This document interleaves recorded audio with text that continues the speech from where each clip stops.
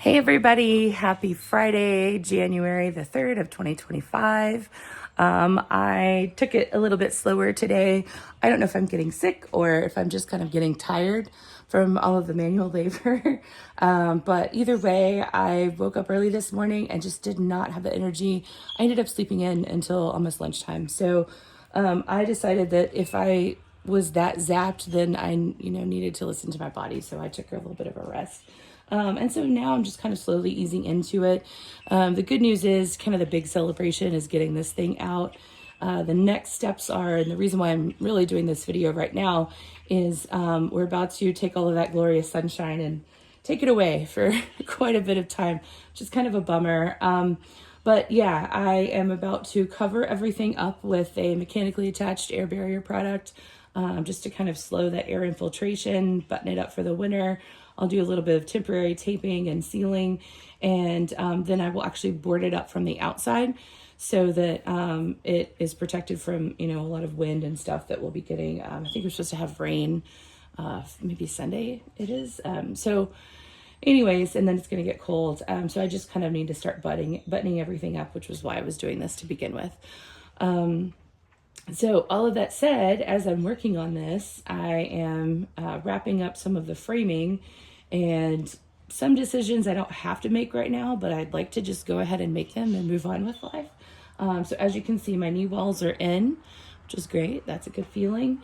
And then I have a couple of headers in. You can't see them. They're tucked up in behind. Let me go the right direction. They are tucked up in behind the shiplap here.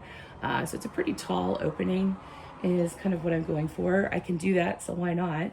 And the whole point was to get sunlight and air in. So I think that's probably the plan. This one that you see that's just kind of hanging out in place, that was just temporary so I could make sure my spacing stayed similar while I was bringing this big heavy door down. So I can go ahead and pop it up where it goes. But the big question is actually what to do with the door in the center. So in my head, I had always been thinking ADA accessible, universal design. Let's make it a 36-inch wide door and it'll swing so that you could get out there in your wheelchair or your walker and experience it just like everybody else. And the more I started thinking about it, I'm like, oh, I actually have enough dimension to maybe do some other things. And so this has really made me kind of stop and pause and think. I can do that. I have the option of making the door swing out and making that door also where I could have glass in it or have a screen on it, one of the two or both. Or I could have a screen door that goes out and a 36-inch wide door that swings into the room. That's an option as well. Or if I scooch these studs, and you can see I've doubled the stud over here. If I scooch the stud all the way over, marry them together, and then I'll have a jack stud, which is going to be a slightly shorter stud that supports a header that goes across for the door opening. If I do that, then I actually have roughly 40 inches, 44 inches, something like that. I can't remember off the top of my head, but what that ultimately means is I could do French doors. So it would be a pair of doors that when opened would give you enough width. And in that scenario, those doors would need to be roughly 20 inches each, which is quite narrow. So admittedly, you're going to have to open both of them every single time. But that would do a couple of things. It would make it so that if they opened out, you haven't encroached onto that very narrow balcony area as much. And by the way, this balcony will all be replaced.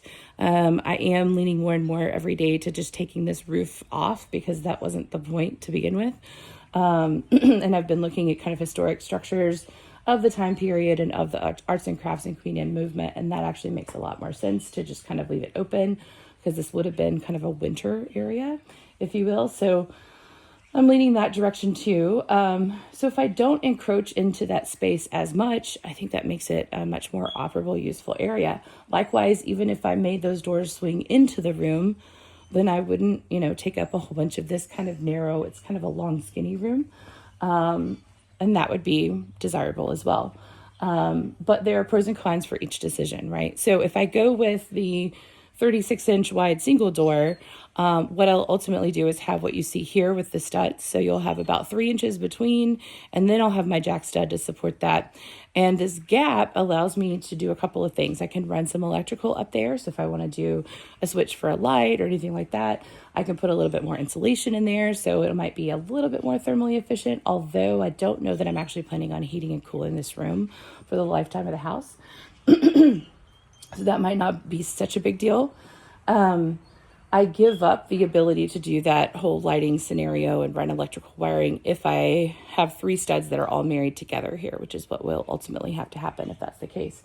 And so that can create some issues as far as like wiring goes. But then I thought about it and I'm like, well, is that really a deal breaker? And in this particular scenario, you will never land on your helicopter and come in through this room. You will always be going from this room out and then back in. So that's step one. You could potentially enter this room from 3 other directions, and each one of those should really be wired more for the electrical to turn the lights on and off from a safety perspective.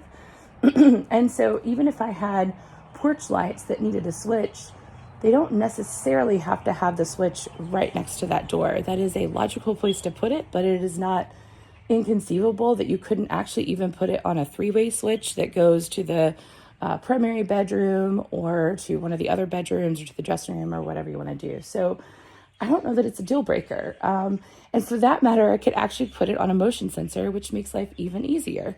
So again, I'm just kind of working that out in my head as to how I want to do it. Is it a big deal? No. Could I rearrange it later if I decide I hate it? Yes. Kind of like that situation downstairs. I'm like, well, I'll just put the door in, and if we hate it, then I'll fix it later. I know how to build a wall at this point. So I think that is the plan here. From a historical perspective, we don't actually know exactly what was here. I think it was a single door, but it's hard to see from the photos that I saw. And it actually would make a little bit of sense that we would do that. So there is another scenario where there are downstairs in the main formal living area, there are a pair of double doors that are quite skinny. They're a rare size, a 27-inch a piece, which makes it very hard to do replacements and everything. But that was a thing. So it wouldn't have been the first scenario that happened. The ultimate matriarch of this family that moved here, the original Mrs. Talley, who was an Applewhite, she came to Texas by way of Louisiana, which, if you're familiar, has a very strong French influence. And if you've been to New Orleans or any of those parishes in Louisiana, it's very common for all of those historic homes to have not just doors, but also windows that are doors that are very slim, and you would be able to open them out and get a breeze going, particularly in a high heat, high humidity, swampy area, which this part of the state is towards that swampy part. I regularly have swampy weather to the point where, I don't know if you can hear it, but sometimes my smoke alarms will misfire because it is so humid, which should be fixed by the time I finally install ceiling fans.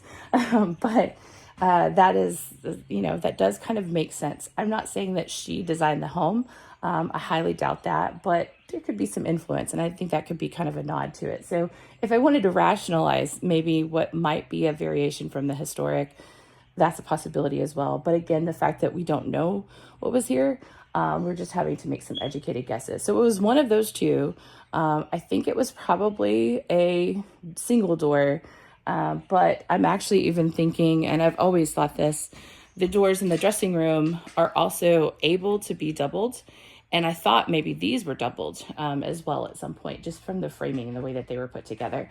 Ignore this stud. It looks like a beaver chewed its way through it. So next project, when all of that is enclosed, is to just stud some of this out for the winter. It'll be a whole bunch easier to do that when it's not as cold and everything's a little bit more protected. And then I'll actually have kind of 2 rooms for the price of 1, which will be nice. But anyways, that is what I'm working on. So I just wanted to share that kind of dilemma with you and my thought process as I go through. So if you saw it one way or the other, it is what it is. And I think either one of those is something that you can make an argument for. But regardless, there is a cold front coming and I need to get to work. So I'm going to do that and take care of myself. You guys take care and have a great rest of your Friday.